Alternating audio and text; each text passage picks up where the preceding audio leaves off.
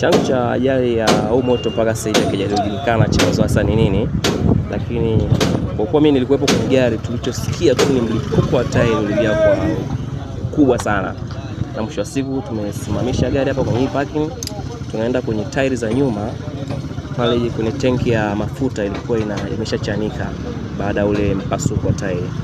Yale mafuta yalipokuwa yanamwagika na yazidi kwenda kwenye tairi kule, ndo moto ukazidi kuwa mkubwa zaidi, lakini chanzo cha moto hakijajulikana ni nini.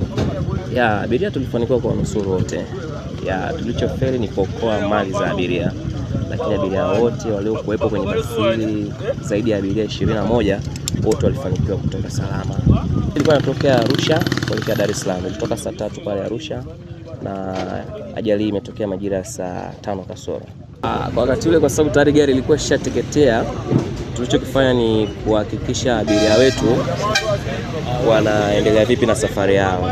Lakini miongoni mwa abiria waliokuwepo, kuna baadhi walikubali kuendelea na safari na kuna baadhi ambao safari yao ilikuwa ndio mwisho, wakarudi huko kwa ndugu zao Arusha.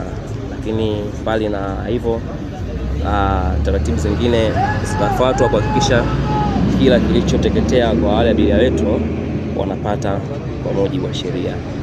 Ukweli kwa usiku kulikuwa hamna msaada wote wa wananchi. Tulichokifanya ni tulipigia simu zimamoto, lakini zimamoto walikuwa wako mbali.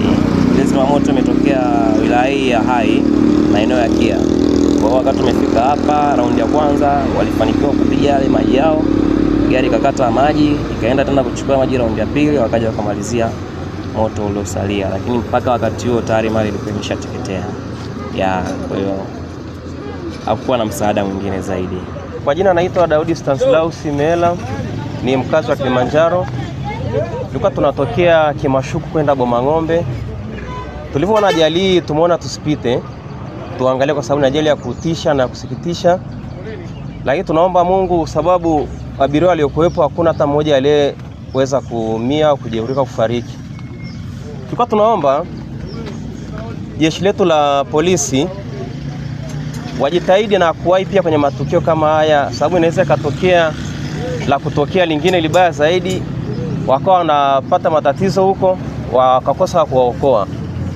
Kwa hiyo tulikuwa tunaomba sana jeshi letu la polisi liweze kuwa karibu barabarani, hasa matukio kama yanayojitokeza kwa ajili ya kuwanusuru watu watakayopata matatizo. Asante.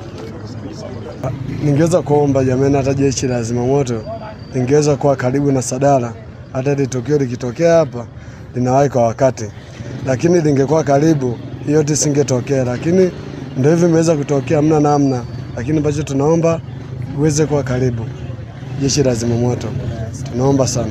Lakini nyinyi majirani wa maeneo haya kutoka kweli, semesha kweli, mimi nilitoka, lakini katika kutoka nilikuwa mwenyewe ni ngumu sana, lakini ningekuwa na wasaidizi tungeweza fanyaje, tungeweza kuwasaidia tukaokota viwili vitatu, lakini nilikuwa mwenyewe, nilikuwa hamna jinsi. Ilitokea kama saa 4 inaelekea saa 5. Sasa najua ukiwa mwenyewe ni ngumu sana, lakini kama tungepata wenzetu ingekuwa ni rahisi sana kuweza kuokoa vitu ambavyo vilikuwa kwenye gari, na pia mwenyewe gari amepata hasara kubwa sana. Ndio hivyo kiongozi wangu. Naitwa mrakibu msaidizi Jeremia Mkomagi, kaimu kamanda wa jeshi la zimamoto na uokoaji mkoa wa Kilimanjaro. Jana tarehe 9 mwezi wa 6 mwaka 2026 majira ya saa 4 usiku, kwa saa 4 na dakika 4, tulipokea taarifa kutoka kwa wenzetu jeshi la polisi wakitujulisha kuwepo kwa tukio la moto wa basi la abiria ambalo lilikuwa likitokea jijini Arusha kuelekea Dar es Salaam, kwamba linateketea kwa moto katika eneo la Sadala, wilaya ya Hai, mkoa wa Kilimanjaro. Baada ya kupokea taarifa hizi, kituo chetu cha zimamoto na uokoaji kilichopo Bomang'ombe walitoka eneo la tukio na kuelekea walitoka kwenye kituo cha zimamoto na uokoaji na kuelekea eneo la tukio. Na mara baada ya kufika kwenye eneo la tukio, walikuta basi la BM1 coach likiwa linateketea kwa moto. Askari walifanya juhudi za kuzima moto huo na kufanikiwa kuzima kabisa huo moto, lakini hakuna mtu aliyepoteza maisha, lakini kuna uharibifu ama kuteketea kwa basi na pamoja na mizigo ya abiria ambayo ilikuwa humo ndani. Lakini tunamshukuru Mungu ya kwamba abiria wote walinusurika, hakuna majeruhi.